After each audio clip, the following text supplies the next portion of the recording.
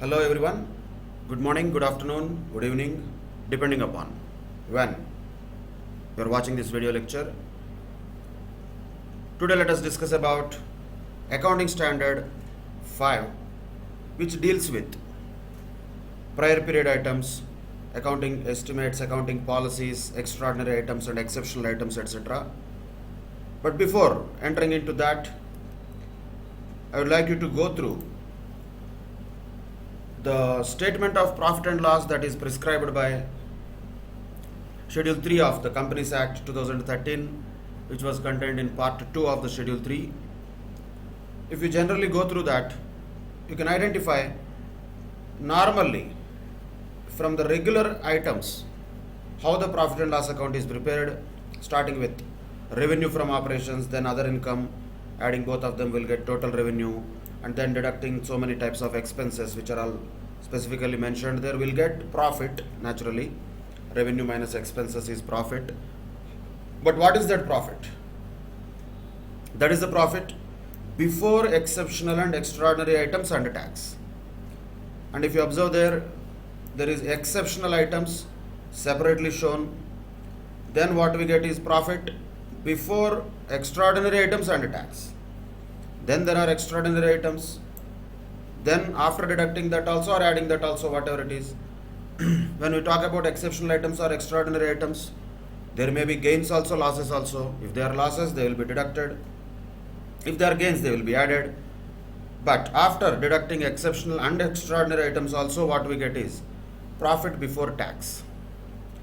So while observing this, we have two words which are there in the profit and loss account, normally which we don't really give much attention to. Why? Because for regular questions that we solve in the company final accounts, extraordinary exceptional items will not be that much popularly asked. But in reality, there will be exceptional items, there will be extraordinary items, is what definitely this Part 2 of Schedule 3 is clearly indicating us, and precisely that is what Accounting Standard 5 is going to deal with. What are those exceptional items? What are those extraordinary items? After deducting them, we get profit before tax. Then the tax expense has to be classified into current tax and deferred tax. That will be dealt with in Accounting Standard 22, accounting for taxes on income. So AS 5 is covering this P&L account items. AS 22 also covers that. And then if you observe, after deducting tax, what we get is profit and loss for the period from continuing operations, and then profit or loss from discontinuing operations has to be disclosed separately. That discontinuing operations again is dealt with in Accounting Standard 24 separately. And then after adjusting those discontinuing operations related results also, what we get is profit or loss for the period. And from that we have to calculate basic EPS and diluted EPS. So as far as this one profit and loss account of any company as prescribed by Schedule 3 of the Companies Act is concerned, we are talking about AS 20, which is related to EPS. We are also talking about AS 24, which is related to discontinuing operations. We are also talking about accounting for taxes on income, current tax, deferred tax, that is the Accounting Standard 22. And we are also talking about extraordinary and exceptional items. That is what is our subject matter now, which is Accounting Standard 5. So Accounting Standard 5 is going to basically prescribe the classification and disclosure. That's all. It is not much related to any computations. Once again, this is also only related to classification and disclosure of certain items. Naturally, where, as we have seen just now, where we have to disclose is in the statement of profit and loss. So that, of course, the purpose of any accounting standard itself is to bring in comparability and all the enterprises prepare and present statement of profit and loss on a uniform basis. That is naturally the objective of any accounting standard, and same is the case with AS5 also. So AS5 definitely enhances the comparability of the financial statements. Not only the financial statements of themselves, which is intra-firm comparison, comparing over a period of time, and also facilitates inter-firm comparison when the financial statements of one enterprise is compared with that of other enterprises. And how this AS5 is going to classify or ask or prescribe the disclosure provisions related to various items. What are the various items it is going to ask the companies to classify and disclose separately? One of them is extraordinary items, second one is prior period items, and also to disclose certain items within the profit or loss from ordinary activities separately to be disclosed if they are exceptional in nature. And not only that, AS5 talks about changes in accounting estimates and how to deal with them. Also, how to deal with changes in accounting policies. So simply speaking, that is the scope of Accounting Standard 5. What are the items here? Extraordinary items, prior period items. Certain items to be specially shown even though they are ordinary but they are exceptional. So extraordinary, prior period, exceptional, changes in accounting estimates, changes in accounting policies. These are the various things that AS5 talks about and prescribes the treatment of these items, and most importantly the disclosure of all these items in the financial statements of the organizations. On a broader basis, that is what is going to be the scope of AS5. Those are the things which are mentioned here. How the net profit or loss for the period has to be shown in the P&L account. We have to show separately these items. Ordinary items, but of course, ordinary but exceptional items to be separately disclosed. So within ordinary items, there will be just ordinary items, and there will be also ordinary but exceptional. And there will be extraordinary items, there could be prior period items, there could be some changes in accounting estimates or changes in accounting policies. We need to be able to distinguish between each of them when a question is asked. We have to be able to identify, after understanding this standard, how to classify these items. When a particular situation is presented to us in the question, we have to be able to identify whether it is emanating from an ordinary item or exceptional or extraordinary, or is it a prior period item, or is it a result of a change in accounting estimate or a result of a change in accounting policy. That is what this standard is going to tell us, and that is what we are going to learn from this standard. So naturally we will start with the ordinary items. Normally speaking, they do not need much of a special explanation. Ordinary, as the name itself indicates, those are ordinary. Normally whatever activities are undertaken by the enterprise in their ordinary course of business are all ordinary activities. That's what is defined as ordinary activities. Normally, what are all those? Which are those? Those activities which are undertaken by an enterprise as part of its business, and such related activities in which the enterprise engages in furtherance of or incidental to or arising from these activities. So basically core activities that the business is engaged in, also other incidental activities. Incidental activities might also be done with a purpose of furtherance of the original activities only. So those incidental activities, normal activities of operations anyway, and any other activities which are arising from the ordinary course of business are all called as ordinary activities. That does not require a very special attention. That is quite normal, which the organization naturally under normal circumstances performs. For example, profit or loss on sale of merchandise. So that is an ordinary activity. That is the activity of an organization. So that is an ordinary activity. There is nothing special about it, nothing exceptional about it, nothing extraordinary about it. So those are ordinary activities. Normally, most of the things that we generally encounter are all ordinary activities. general usual course of business, whatever the activities are performed, those are all ordinary activities. Now, how they have to be disclosed? Naturally, they have to be disclosed in the P&L account. Normally, yes. But when the items of income and expense within the profit or loss from ordinary activities are of that size, nature or incidence that their disclosure is relevant to explain the performance of an entity, nature and amount of such items should be disclosed separately. When, if it is relevant, if they are pertinent to understanding in explanation of the performance of an entity, if that much is required, if they are of that much size, nature or incidence, that their disclosure is very important, then they have to be disclosed separately. If it is quite normal, there is no need of a separate disclosure, of course. Even if they are disclosed separately, as far as the requirement of this provision is concerned, that disclosure will happen in notes to accounts, not within the profit and loss account. Disclosure here means in the notes to accounts. Okay, there are normal activities which are all done. Let us say suddenly there was a fantastic order that was received during the year, because of which the organization has performed well, which that order has really contributed to the overall profit of the organization. Imagine, like an example. That is ordinary activity only.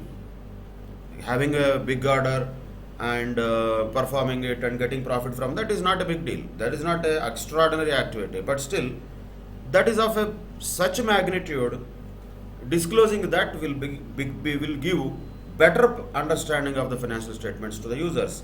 So the organizations have to decide themselves which of the ordinary activities also they would like to disclose separately in the notes to accounts, only for better understanding, nothing else. That is the disclosure requirement of ordinary activity.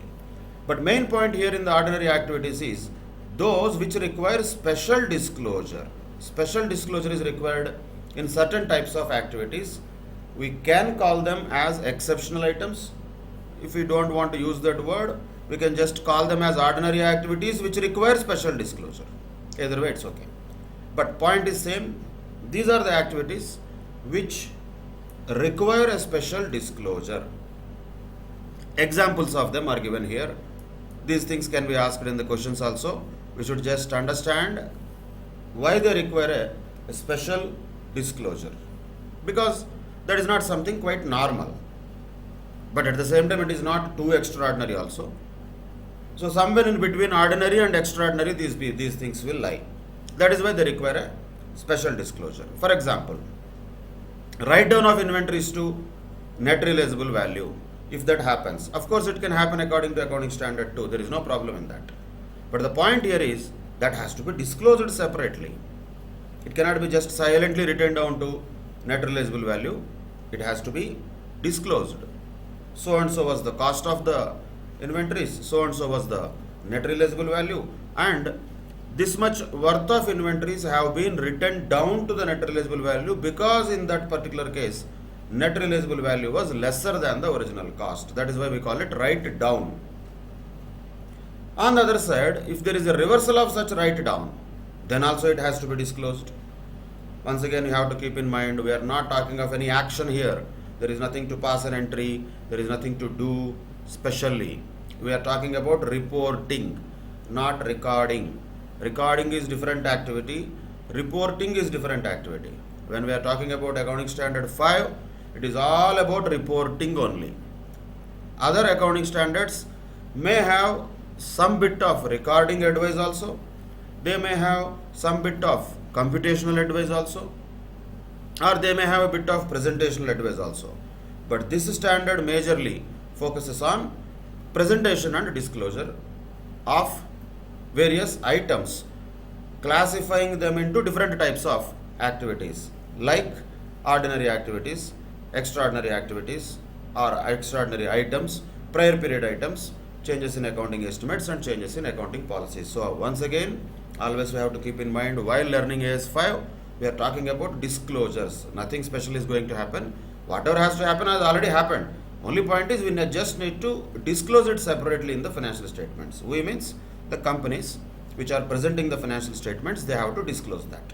Same way, if there is any restructuring of the activities of an enterprise that has happened, or any reversal of the provisions for the cost of restructuring has happened. Restructuring is common. Sometimes organizations may change their organization structure, they may restructure their internal organizational policies and flow of work. If they do that, that's okay, that they can do. That's ordinary. But there was some cost incurred because of that, or maybe there is a reversal of any provision which was created earlier. If these things happen, that fact has to be disclosed.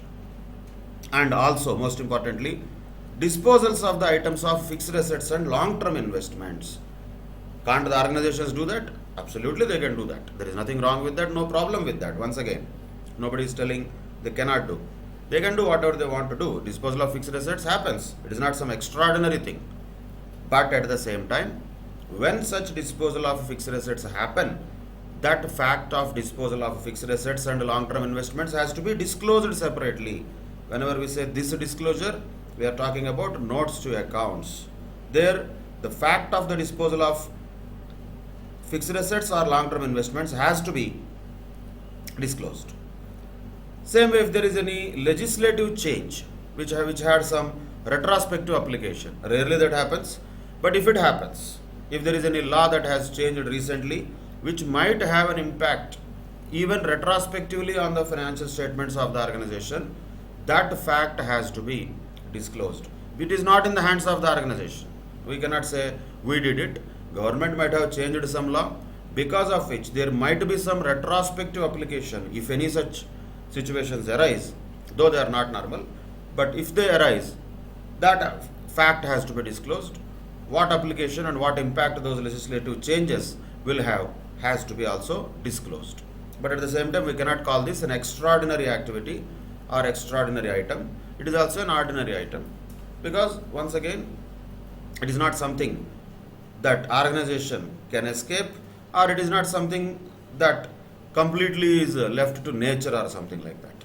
It is absolutely the government's power or right to amend the regulations, and as a result of amendment of those regulations, if there is any impact on the financial statements, whatever is that impact, whatever that retrospective application might have an impact on the financial statements, has to be disclosed in the notes to accounts of the financial statements. Same way, if there are any litigation settlements, let us say some case was pending against the organization, now that got settled. Okay, that's good news. Only point is that news has to be given to the shareholders. How? By disclosing it separately. Boss, these were some cases which were pending against us, and in this year these all settlements happened. Like that, the fact has to be disclosed. By the way, once again, all these are examples only, not that these are the only things that will be called as exceptional items or those items of ordinary activities which require special disclosure. But in general, these are the various normal items which are ordinary activities, but still they require a special disclosure. So this list of special disclosures has to be separately remembered also, because a theory question can be asked. What are the examples of situations where an enterprise has to disclose specially and separately even though the activity is an ordinary activity? If that theory question is given, this answer will be pertinent. Exactly this 5 examples can be remembered also. What are those? Write down of inventories to NRV or reversal of that. Restructuring of the activities of enterprise or reversal of any provisions created for that. Disposal of long-term investments and fixed assets. If any legislative changes are there which have some retrospective application, what are those? They have the fact has to be disclosed. If any settlements happened in the litigations that organization was already in, that has to be disclosed. If at all we provided any provision for such litigation in past, now if there is any reversal of that provision, that fact of reversal also has to be disclosed. But once again, these are only special disclosures of ordinary activities only. They are not extraordinary activities at all. These are all ordinary items only which happen in the normal course of business, and for those activities which are absolutely very normal in the regular course of business, there is no need of a special disclosure unless the size, nature and incidence of that disclosure is necessary. Otherwise, there is no need of a special disclosure. But the items which are little exceptional than ordinary activities, they do require a special disclosure. So we can call them as ordinary but exceptional. When we can call them ordinary but exceptional?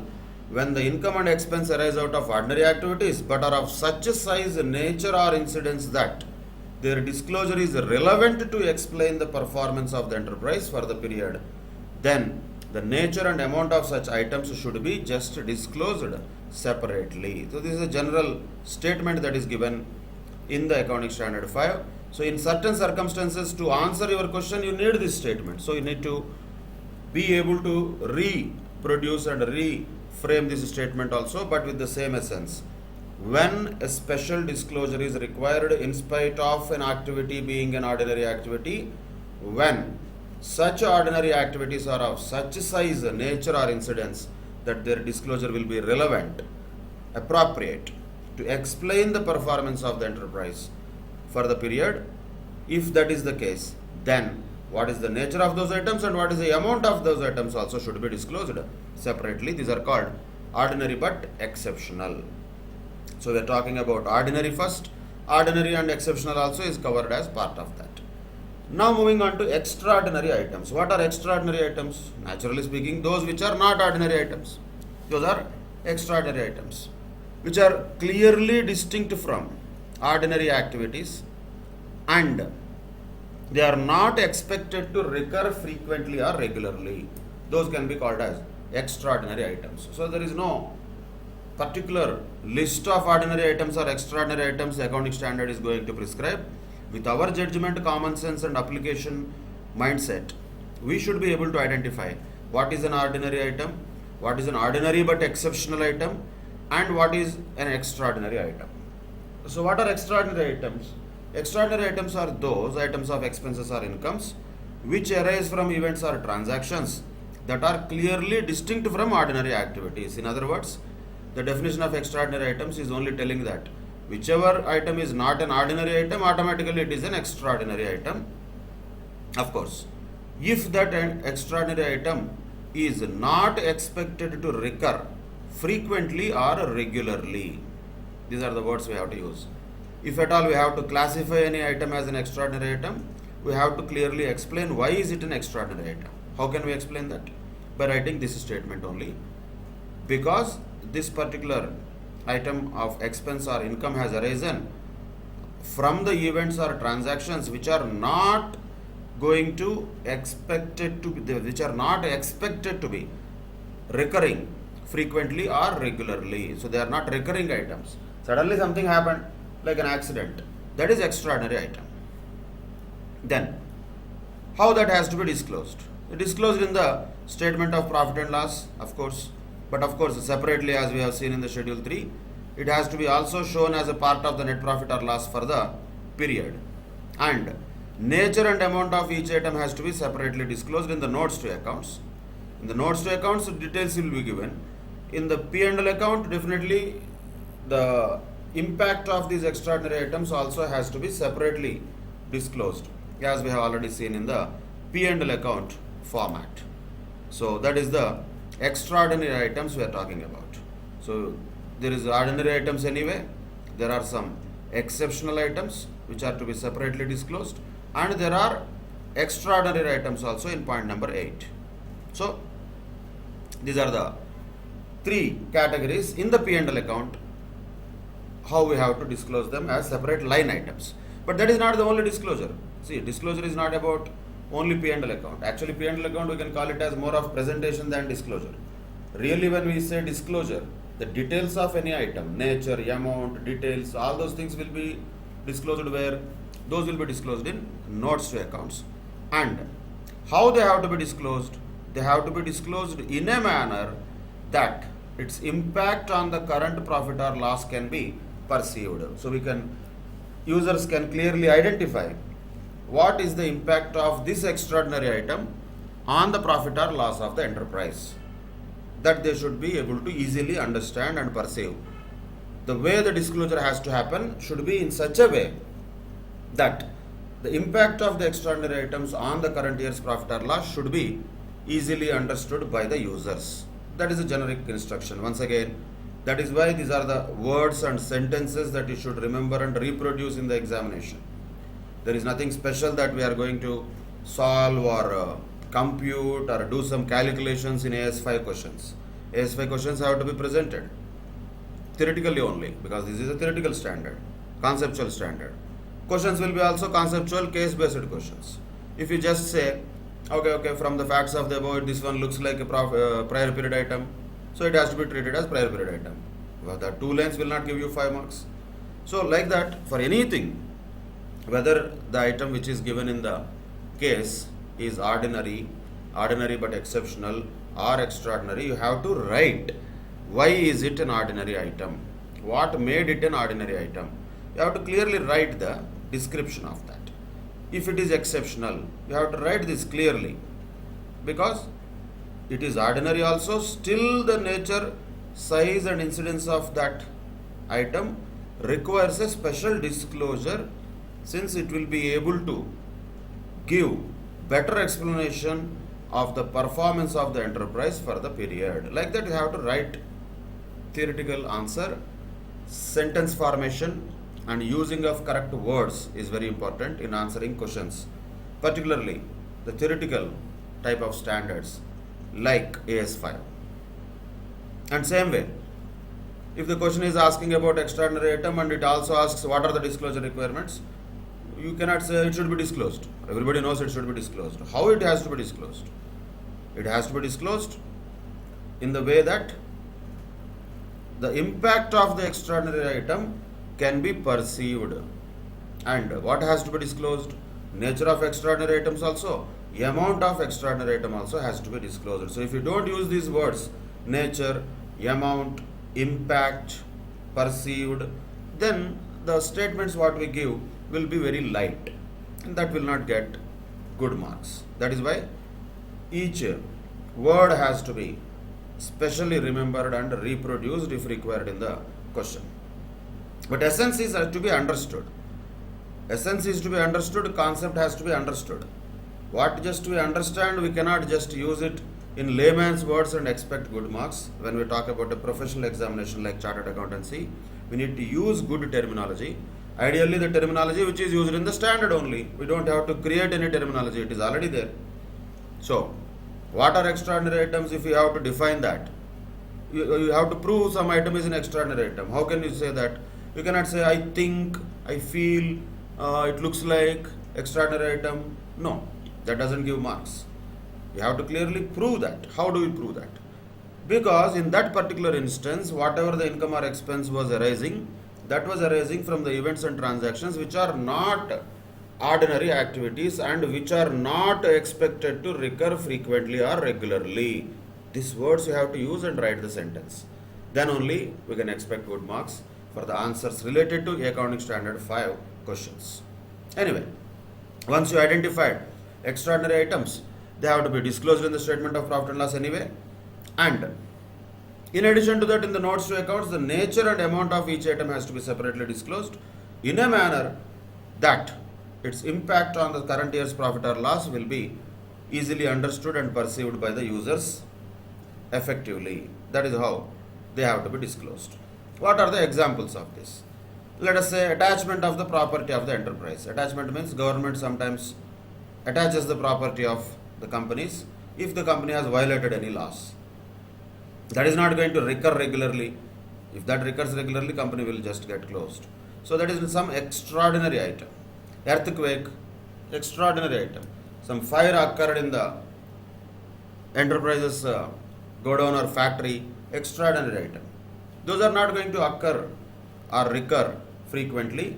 So these are all extraordinary items. In general, natural calamities can be considered as extraordinary items, or certain things which suddenly happen without the notice, without the understanding of the enterprise from external things, like attachment of the property of the enterprise by government. Those are examples of extraordinary items. So the examples of ordinary items we don't need. because every activity normally is an ordinary activity. But examples of ordinary activities that require a special disclosure, that we need, and examples of extraordinary items also we need. These are some of the examples of extraordinary items. Now moving on to another definition and classification according to this standard, that is prior period items. Prior period items have to be identified very carefully according to this definition only, and you have to write it naturally. What are prior period items? Of course, there are also incomes or expenses which arise in the current period.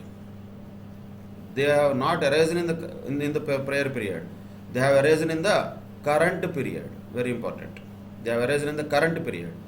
But why they have arisen? As a result of errors or omissions in the preparation of financial statements of one or more prior periods. So while preparing the financial statements of prior period, there was some error or omission. These are the important words. Error or omission. Then only it is a prior period item. If there is no error or omission, it is not a prior period item. Don't go by the name, go by the definition. Definition is what? Prior period items are those incomes or expenses which arise in the current period as a result of errors or omissions in the presentation of the financial statements of one or more prior periods. Then we can call them prior period items. Then what could be errors? That just for example and understanding purposes. Errors may occur as a result of mathematical mistakes, possible mistakes in applying accounting policies, not in framing accounting policies, mistakes in applying accounting policies, misinterpretation of facts, oversight, clerical mistakes, anything can happen. That could be an error or omission that happened when not in the current period, that happened in one or more prior periods, but the impact of that error or omission is on the current period. Impact is on the current period, but error or omission is done in the prior period. That has to be clearly understood. If that happened, then such items are called prior period items. Then how they have to be disclosed? Same story, nothing new. The nature and the amount. Nature and the amount. Always what has to be disclosed about anything?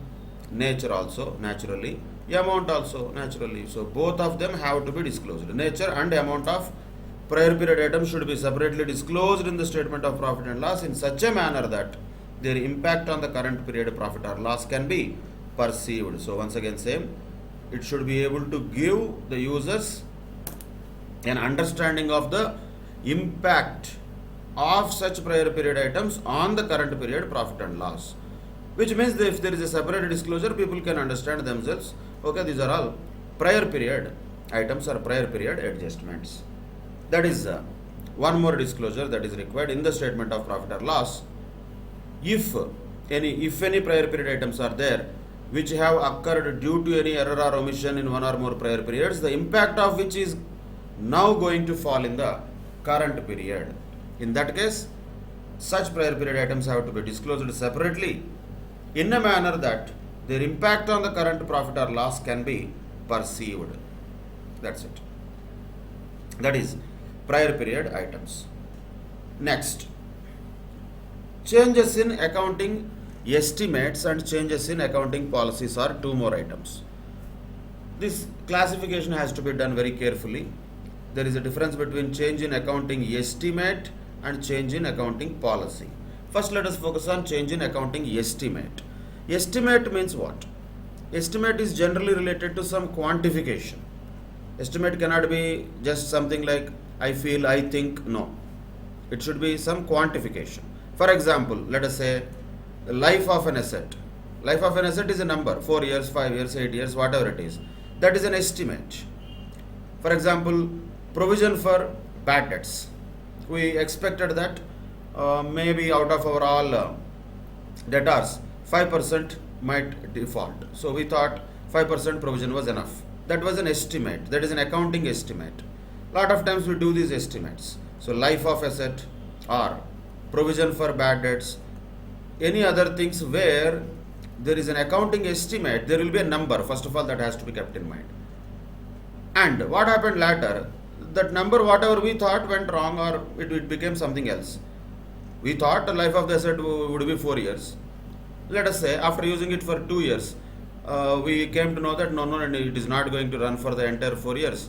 Next year it is going to crash.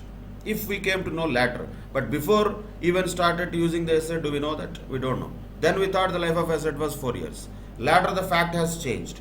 When the fact has changed, that is what is a change in accounting estimate. So, what is an estimate? An estimate may have to be revised. It has to be revised. Why? Consequent to changes occurring in the circumstances based on which the estimate was made for. So, if there are any changes in the circumstances on the basis of which the estimate was made for, then the estimate itself has to be changed naturally. Or any new information, more experience or subsequent developments have happened, then also the estimate has to be revised or changed. That is what is called change in accounting estimate. So why the change in accounting estimates can happen when there are changes happening in the circumstances on the basis of which the originally estimate was made of, or any new information, further information, more experience or subsequent developments happened, because of which now we come to know about the estimate which we did earlier, now in a much better manner. So then what should we do? Should we say that no, because I estimated, I will stick to that? Or should I change the accounting estimate? Definitely better to change the accounting estimate, because now we have a more information, more experience and more better knowledge of what is happening. So change in accounting estimate can happen and will happen under such circumstances. But point very importantly to be noted is the revision of an estimate is neither an extraordinary item nor a prior period item. This is where a lot of times people get confused. Okay, we thought that provision for bad debts was 5%. Now, next year when the reality struck, it was 10%. So can we say that 5% was a mistake? Was that a error or omission? Can this be called as error or omission? No, it cannot be called as an error or omission. It is not a prior period item. It is an estimate which was made. It went wrong. That is the nature of estimate. Estimate, how can it be 100% correct all the times? So estimate going wrong is not a prior period item. That is after all just a change in accounting estimate. Okay, it went wrong. Now change the estimate, nothing else. Change the estimate and recalculate it. That's all. So under different circumstances, there can be some changes made to accounting estimates when the circumstances are changed, or when a new information or more experience has been available now, or some new subsequent developments have happened. Then the change can be made into the accounting estimates. But very important point to be noted is revision of an estimate is not an extraordinary item, nor is it a prior period item. Okay, that is a point to be noted. Examples: let us say residual value and the useful life of PPE are a fixed asset. Let us say life of an asset as we have taken. So what should happen? For example, it should be reviewed at the end of each financial year, and if the expectations differ from previous estimates, then the change should be accounted for as a change in accounting estimate. Each year, if this process is done, that is better. Of course, that is prescribed by accounting standard 10 PPE also. But irrespective of that, when there is a change in the residual value or useful life of a PPE, is that a change in accounting policy or a change in accounting estimate? It is not a change in accounting policy. It will be a change in accounting estimate, because residual value was estimated originally, and what could be the useful life of the asset was also estimated originally. Now, because of the fresh information and fresh knowledge, we think that that estimate will not hold good anymore. So let us revise it. Each year that can be done. Every year the life and residual value of the PPE shall be reviewed, and if there is any change in them, definitely that should be accounted for accordingly. But as what? As a change in accounting estimate, not as an extraordinary item, not as a prior period item, not as a change in accounting policy. So accounting policy is different, accounting estimate is different. For example, if an organization has changed its policy of providing depreciation from straight line method to written down value method, then that is a change in accounting policy. But when the life of the asset originally estimated now has changed, that is not a change in accounting policy, that is a change in accounting estimate. That distinction is very important to be identified even in the questions that we are going to encounter related to AS5. Of course, what happens to the change in accounting estimate? When it is having an impact on the profit or loss, definitely it should be included. If at all it has an impact on the profit or loss, it will have generally. Then, depending upon the period of the change affecting this period only, if it is, then it has to be changed. If at all it is going to have impact on the future periods also, then the period of change and future periods also has to be intimated at least, if the change is affecting both the periods. So if at all the period of change is only the current period, then current period's impact will have to be accounted for. If not, even if it has impact in future also, the impact has to be continued to future periods also, if it is there. But that's a different story. Naturally, when you changed an accounting estimate now, let us say originally you thought life of the asset would be 8 years. After 2 years, you came to know that life of the asset will be only, say, 5 years. That means still there is only 3 years. So whatever this change in accounting estimate is there, is it going to impact all the 3 years or not? Of course, yes. That's what we are talking. So whatever the period of change and future periods also, that has to be accounted for. If it is impacting only current year, it will be accounted for only in the current year, depending upon its impact. Then, how it has to be classified in the profit and loss account statement or profit and loss statement? Should it be classified separately? No, it should not be. It should be classified using the same classification as was previously used for the estimate. So, whatever classification originally was used, same classification has to be used. So the point is, in the statement of profit and loss, there is no separate item called as change in accounting estimate. Whatever the change happened, it already had an impact. Because of this, for example, change in period, whatever the overall life of the asset, with this change, all this change might impact where it will impact in depreciation, definitely. So there is no separate calculation required for that or separate disclosure required for that. Automatically it will have an impact on depreciation. What was the classification earlier? Depreciation. What is the classification now? Also depreciation. So as far as within the statement of profit and loss account is concerned, there is no need of any special disclosure for changes in accounting estimates. But in the notes to accounts, there should be disclosure. Amount, how? Naturally again the same, nature and the amount. Always nature and amount has to be disclosed, and those items which have a material effect on the current period are expected to have a material effect in the subsequent periods. Both of them have to be disclosed where, once again, notes to accounts, not in the P&L account. These have to be disclosed in notes to accounts. In the P&L account, there is no need of any special disclosure. Whatever the classification or name or nomenclature used previously, that will be the same which is used now also. No change will be there in that. That is about changes in accounting estimates and effect of that. Then moving on to changes in accounting policies. So when you look at the original list, this is the last item. What was the list of this accounting standard 5 or various items? First, ordinary items, then ordinary but exceptional, which require special disclosure. Then you have extraordinary items, then you have prior period items, then you have changes in accounting estimates. Now we have change in accounting policies. Of course, there is nothing new here actually. If you remember accounting standard 1, changes in accounting policies, when they can happen, what should happen after they changed, also was disclosed and also discussed in AS1. So AS5 is an extension of that only. First thing first, when can accounting policies be changed? They can be changed only in 3 circumstances. 1, when the adoption of a different accounting policy is required by statute. 2, for compliance with an accounting standard. 3, when it is considered that the change in accounting policy would result in a more appropriate presentation of the financial statements. Only in these 3 circumstances accounting policies can be changed.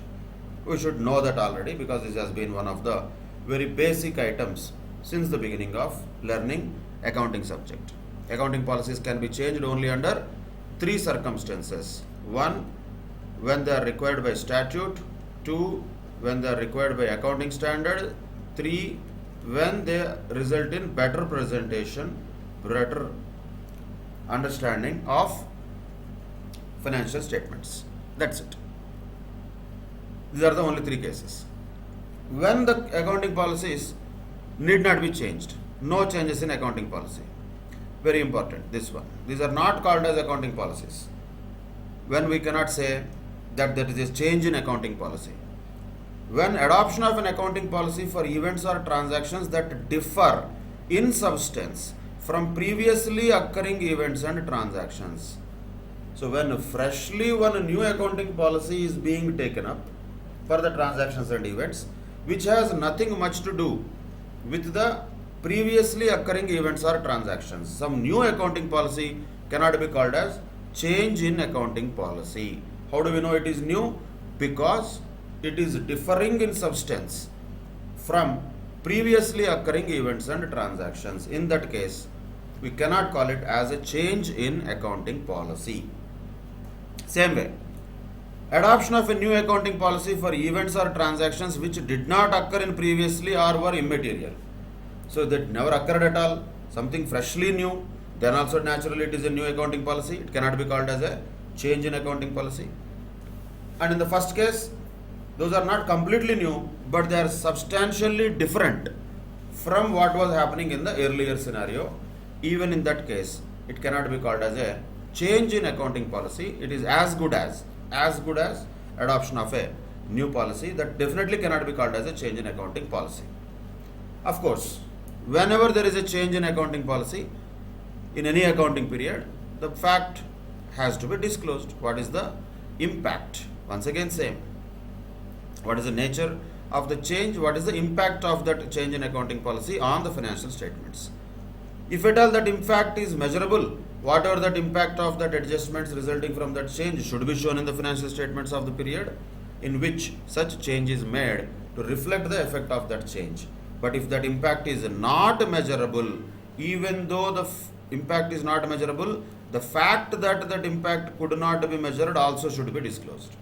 That is a disclosure requirement of changes in accounting policies. So what is important for examination point of view here is, of course, accounting policies, what are those and all, those are all part of AS1 normally.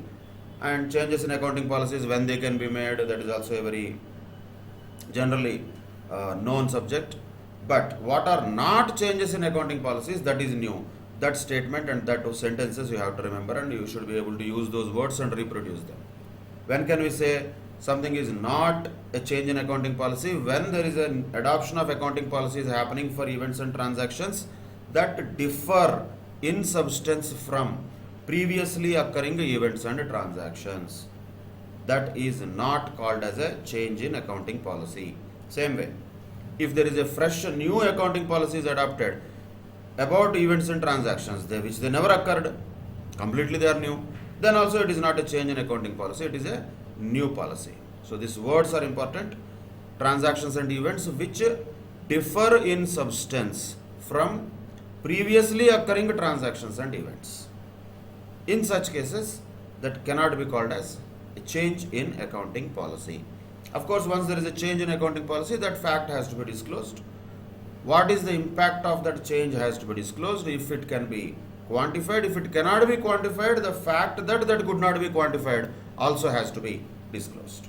That is about Accounting Standard 5 in a nutshell. That is the essence of Accounting Standard 5. These are the various classifications of items as given by Accounting Standard 5, and the basic purpose of Accounting Standard 5 itself is to prescribe the classification and disclosure. And how this classification happened: ordinary items, ordinary and exceptional, then extraordinary items, then prior period items which should happen only because of error or omission, then accounting estimates if there are any changes in accounting estimates, then if there are any changes in accounting policies, how these items have to be shown in the financial statements of the organizations has been prescribed by Accounting Standard 5. Now let us go through some of the illustrations which are there in the ICA material and some of the past examination questions also. Let us go through them quickly by applying Accounting Standard 5 theory to these particular scenarios. First question: read that carefully. Fuel surcharge is billed by the State Electricity Board at provisional rates. Final bill for fuel surcharge of 5.3 lakhs for the period October 2008 to September 2015 has been received and paid in February 2016. However, the same was accounted in the year 2016-17. Comment on the accounting treatment done in the said case. Okay. First of all, there is something called fuel surcharge that the electricity boards will levy us, and they used to do that on provisional rates. But final bill, after a lot of deliberations, maybe some litigations, etc., finally there is a 5.3 lakhs, whatever the amount of fuel surcharge billed by State Electricity Board for the period related to October 2008 to September 2015. For this period, the bill was received and paid also in February 2016. So far it is okay, there is no problem in that. If it was accounted for in 2015-16 financial year, there is nothing wrong with that. It will be just an ordinary item. If at all you consider it as an exceptional item, it can be disclosed separately, because that is not something going to happen very regularly, and it is not any extraordinary item or something. It is ordinary, but exceptional you can call it, if it was accounted for in 2015-16. But read the dates carefully. What the accountant has done, he did not account for it in 15-16. He accounted for it in 16-17. In other words, he has done a omission, error in 2015-16 by accounting for it in next year than the year in which it was actually received and paid. That accountant has done a mistake. Okay, whatever mistake, error, that is different story. But what is our job here? How it has to be treated now according to AS5. So AS5 classifies these type of items as what? These are prior period items. So what is the final conclusion here? This will be a prior period item which should definitely be disclosed separately in such a manner that the impact of that can be perceived by the users of the financial statements. That is a prior period item, since it is resulting from the error or omission which happened in a year prior to the current financial year of 2016-17. That is the conclusion we should draw. Then, next scenario. This has two sub cases. First case, during the year 2016-17, a medium-sized manufacturing company wrote down its inventories to net realizable value by 5 lakhs. Is a separate disclosure necessary? Answer is yes. Why? Because this is once again ordinary but exceptional item. When there is a write down of inventories to the net realizable value, if you remember the list of examples, it was there already. So ordinary and exceptional. Or if you don't want to call it as exceptional or something, we can call this as ordinary activities requiring a special disclosure. So is there a special disclosure required for such type of ordinary activities? Answer is yes, it is required. Then second, a company signed an agreement with the employees union on 1/9/2016 for revision of wages with retrospective effect from 30th September 2015. This would cost the company an additional liability of 5 lakhs rupees per annum. Is a disclosure necessary for the amount paid in 2016-17? Of course, having a revision of wages is not something extraordinary. That is quite common. When there is employees union, there will be negotiations between company and the employees union. There might be a revision. But the point is not that. The point is, this revision of wages has a retrospective effect. Means we have to pay the arrears of those also. Can we say that this is a mistake or error? No, it is not. But is it so ordinary that it can be just ignored and we can hide it? Not that ordinary also. That is why once again it falls in the same category. It is an ordinary item but requires a special disclosure. Why is that? Why is that? That is where you have to write the exact words. Because the amount here is of such magnitude that it will create an impact on the current financial year's profit or loss. and that will let the users perceive about the current year's performance in a better manner.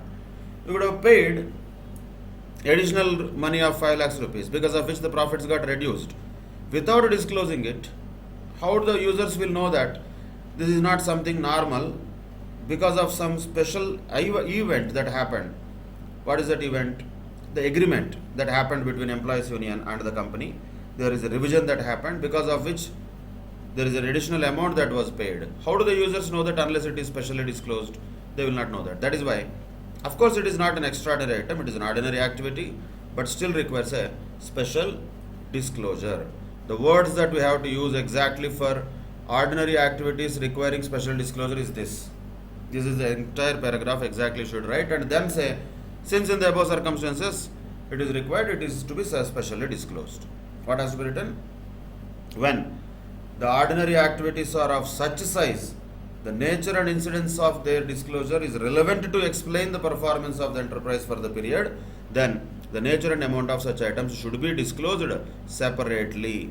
That is applied here exactly. A separate disclosure, special disclosure is required in both the cases, because the nature and impact of them is as such. So, that is the answer for these two questions. Next. Another scenario, the company finds that the inventory sheets of 31st March 2016 did not include 2 pages containing the details of inventory worth 14.5 lakhs. In other words, while regarding the inventories, maybe 2 pages are torn or gone. Somewhere they were missed. That can happen. State how will you deal with the following matters, means that matter in the accounts of Omega Limited for the year ended 31st March 2017. So, 31st March 2017 is, let us say, current year. But when this 2 pages missed from the records of inventory, that happened in last year. So what is this? Is it an error or omission? Absolutely yes. It was an error. Maybe not intentional. Error does not mean it's a crime. Error is error. Error happened, omission happened in the prior period. So what will be this item called as? It is a prior period item, and naturally whatever the theory related to prior period items, you have to write it. Whichever item we are talking, whatever item we are talking, you have to write exactly the theory related to that. What is prior period item? That is what you have to write.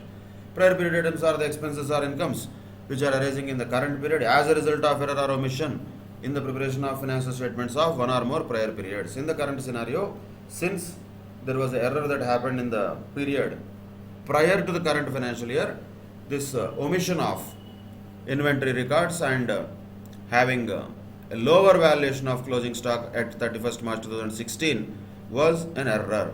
Hence, it is a prior period item, and it should be disclosed separately in the current period's financial statements related to 2016-17 in such a way that the users of the financial statements can perceive the impact of that on the current year's profit or loss.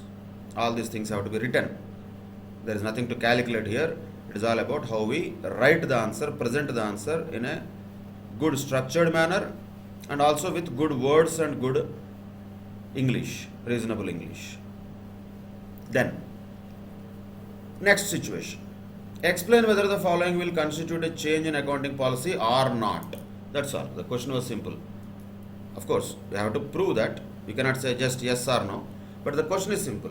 Whether the following are change in accounting policy or not. Final answer is yes or no. Yes means it is a change in accounting policy. No means it is not a change in accounting policy. But you have to also write the reason. 1. Introduction of a formal retirement gratuity scheme by an employer in place of ad hoc ex gratia payments to employees on retirement. So what they used to do earlier, ex gratia payments used to be made to the employees. Ex gratia means after generally they retire. Ad hoc basis they used to be made. Sometimes some people used to get it, some people will not get it. According to whatever the whims and fancies of employer, employees used to get the ex gratia payments upon their retirement. Now what the company has done, it has introduced a formal retirement gratuity scheme. The question is it a change in accounting policy? Answer is no, it is not a change in accounting policy. Why? Why? Because once again the same reason. Because substantially it is different from what was happening earlier. It is not the same as what was happening earlier. The company has now adopted a policy which, in substance, is different from the earlier policy and earlier transactions and events that have happened in the earlier periods. So that's what you have to write. Particularly speaking, this entire paragraph you have to write for first question, that is adoption of an accounting policy for events and transactions that differ in substance from previously occurring events and transactions is not considered to be a change in accounting policy. Hence, in the current scenario, introduction of a formal retirement gratuity scheme in place of ad hoc ex gratia payments to employees on retirement is not a change in accounting policy. That gives marks.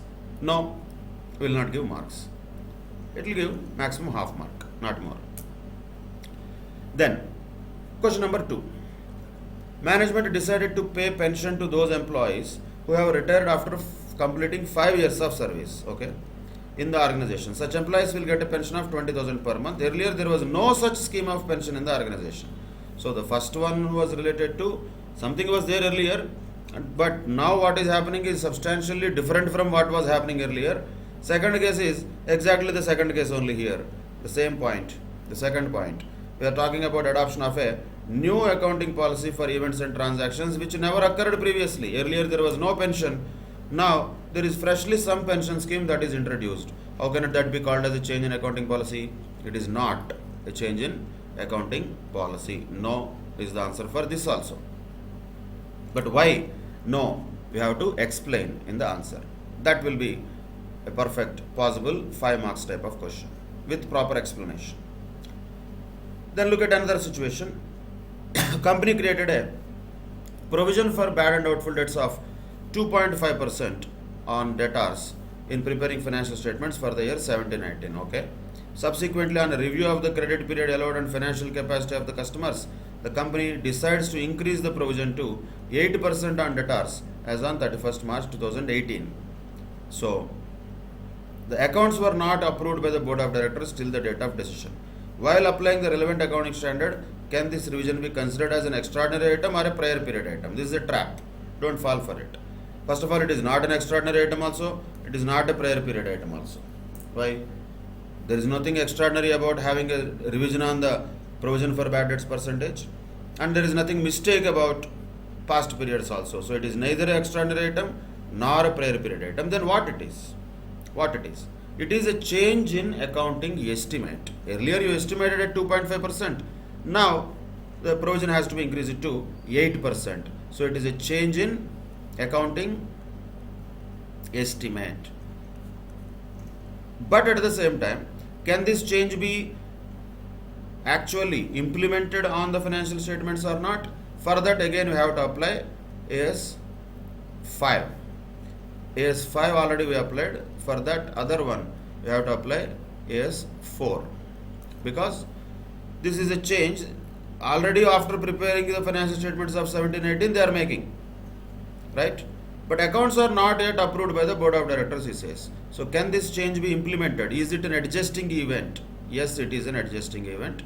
So according to AS 4 it is an adjusting event, and according to AS 5 it is a change in accounting estimate. That is a question. Applying relevant accounting standard, he said. That means both standards can be applied here. That is a good question, covering both standards in one shot. So it is neither an extraordinary item nor a prior period item. How do you prove that? You have to write the definition of them. Extraordinary item, prior period item, definitions you should write. Then you should say, because of this definition not being met, they are not extraordinary item also, prior period item also.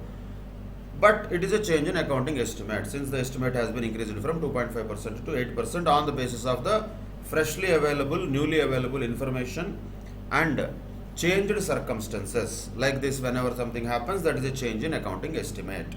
And not only that, because accounts were not yet approved by the board of directors till the date of decision, according to AS 4, this becomes an adjusting item. That means the provision which was originally made while preparing the financial statements at the rate of 2.5% can now be increased to 8% without any problem. That is the answer. Once again, small question but big answer is expected. There is a definition of extraordinary item, prior period item, change in accounting estimate which have to be written. write those definitions, then apply them, and then conclude that it is a change in accounting estimate, and also conclude that it is an item which is an adjusting item according to AS4. That gives 5 marks for these type of questions. Then look at another question.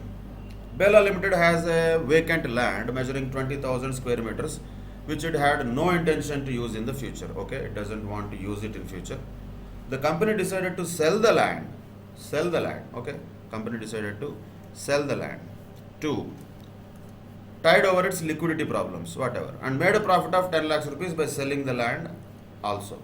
Moreover, there was a fire in the factory and a part of the unused factory shed valued at 8 lakhs rupees was destroyed. The loss from fire was set off against the profit from sale of land, and profit of 2 lakhs was disclosed as net profit from sale of assets. Absolutely wrong. If you keep on netting off like this, then there is no point of showing separately sales, showing separately expenses, then showing separately sales minus expenses profit. Directly you show profit only. No, why do we need to show everything? That will be not required. But that is why whatever the company has done is absolutely wrong. They cannot net them off. These two are different events. First thing first, this land, vacant land, whatever it was selling, that question comes whether it is a exceptional item or an extraordinary item. Both of them are okay. Even if you call it as an exceptional item also it is okay, extraordinary item also it is okay. Exceptional item separate disclosure is anyway required because sale of fixed assets and sale of long-term investments have to be separately disclosed as we already discussed. So then also it has to be separately disclosed. It cannot be clubbed with anything else. Even if it is extraordinary item, because it is not going to be recurring in future. Why? The company is going to sell this land to tide over its liquidity problems. Because of its cash crunch, it sold this land. But in spite of the fact selling land or selling assets is not some extraordinary activities, since it is non-recurring, we can call it as extraordinary activity also. That is not a problem. But something you have to take a stand. I would say first item, that is selling of the land, as exceptional item. Second item, which is definitely a fire, that is an extraordinary item.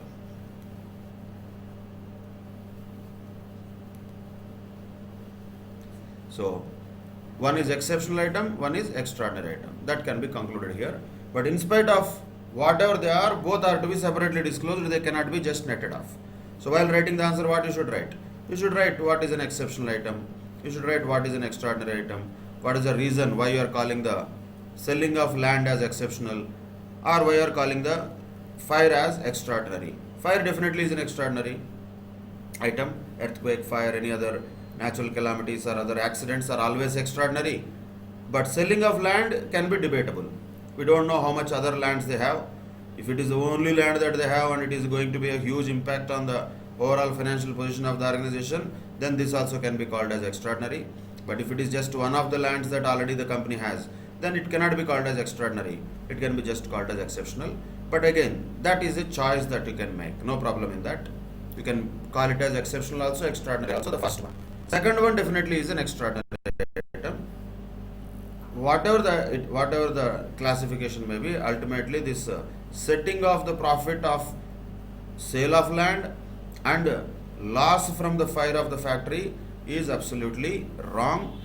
They cannot show 2 lakhs as profit. They have to show separately 10 lakhs as profit and show 8 lakhs as loss. How do they show? That is the choice we are talking about. First one they can show as extraordinary exceptional item, 10 lakhs profit. Second one they can show as 8 lakhs loss. Extraordinary item separately they cannot net it off. That is what is the final advice that we can give to this company in line with Accounting Standard 5. One more point in the presentation issue. A lot of times students get carried away with this word advise. Yes, the question is asking you to advise and they start with I advise, I feel, I think. You should never use the word I. No. In the answers, ever. Always it should be a third party. Question is asking advice does not mean you should start with I advise and all. That should not be the tone with which we should answer. We should answer politely, professionally, and with the third person in mind. So we have to write correct hard words only, no problem. But what hard words? Not like bad, not like nonsense. These are the words now we should use. These are not the words. Okay. The point is, for example, if the company has done something mistake in the accounting treatment, we should say that according to accounting standard 5, since the selling of vacant land is an exceptional item and fire in the factory is an extraordinary item, both of the above items of profit and loss have to be disclosed separately. Hence, the treatment which has been adopted by Bela Limited of netting of the profit from the sale of land and loss of fire is inappropriate. Like that, inappropriate is enough. Mistake, nonsense, trash, they should not have done that. These harsh things we should not write. And no need of that. We should be writing little politely, professionally, and using some diplomatic language. That is also important. And never we should start with I advise and all. We don't need to use the word advise at all. It is advisable, that's it. Not that I am advising. That I should not come in the answers. That care has to be taken in drafting the answers, particularly for the theoretical conceptual standards like AS4 or 5. So, that is the final conclusion we can draw from this case. One can be called as exceptional, one can be called as extraordinary. Or if you want to call both as extraordinary also, there is not a problem. That's okay. But in spite of either of the stand that we take, the treatment done by the company was definitely not appropriate. That should be the conclusion. Then, goods of 5 lakhs rupees were destroyed due to flood in September 2015. A claim was lodged with insurance company, but no entry was passed in the books for insurance claim. They should have passed. When there is a claim that was made, what was the claim that was made? They should have passed an entry. In March 2018, the claim was passed and company received a payment of 3,50,000 against the claim. Explain the treatment of such items in the final accounts for the year ended 31st March 2018. So clearly it is an error or omission. When there was a claim, flood happened is a different story. Goods destroyed, there was an insurance policy. Then only they made a claim. No? Without policy, how would they make a claim? And they made a claim. When they made a claim, definitely that amount has to be accounted for. How much it was claimed for and all. Maybe once it really the actual claim comes, that could be different from what we have claimed. That happens later. That would not be a mistake. But not recording at all is definitely a mistake when there was a claim already made in year 2015-16. Now, whatever happened in 2015-16, which was an error of not recording the claim, that has to be rectified now in 2017-18. It has to be recorded naturally. When money is received, it has to be recorded. But as what? As a prior period item, since it resulted from an error or omission that happened in the earlier years or prior periods. And again, same thing. You have to write the definition, apply the definition, and conclude that it is a prior period item. That is another scenario for which we can answer in the similar manner with good presentation and good conclusion finally. Now looking at one of the other questions which was asked in exams also, and it is quite possible to be asked in exams also. Look at this fantastic question. Perfect for 5 marks. Very much perfect for 5 marks, 5 points. So each of these points we should be able to just identify. What is this? The accountant of Mobile Limited has sought your opinion. So don't say I feel, I opine, not like that. Just it's a basic courtesy. Keep that courtesy. Don't overweigh it. With relevant reasons, whether the following transactions will be treated as change in accounting policy or not. So question is once again same. We have to identify whether the following are change in accounting policy or not. Yes or no is the answer with explanations. Of course with explanations. Without explanations 5 marks will not be awarded. With explanation only full marks will be awarded. For the year ended 31st March 2017, and you are required to advise him in the following situations in accordance with provisions of AS5. Naturally yes. So one by one, let us look at first case. Provision for doubtful debts created at the rate of 2% till 31st March 2016. From the financial year 2016-17, the provision has been changed to 3%. Is it a change in accounting policy? Answer is no, it is not a change in accounting policy. Then you should also tell what it is. What is it? It is a change in accounting estimate, not a change in accounting policy. Second, during the year ended 31st March 2017, Management has introduced a formal gratuity, same thing what we discussed. They have freshly introduced a new scheme in place of ad hoc ex gratia payments. It is not a change in accounting policy because it is resulting from transactions or events which are in substance different from the transactions and events that occurred earlier. So it is not a change in accounting policy. It is nothing. That's all. There is no need to specially write what it is also. It is quite normal, ordinary activity. Then, third situation. Till the previous year, furniture was depreciated on straight line basis over a period of 5 years. From the current year, useful life of the furniture has been changed to 3 years. Method has not changed, by the way. Method is still straight line, but useful life has been changed from 5 to 3 years. Is it a change in accounting policy? No. Once again, what is it? Change in accounting estimate.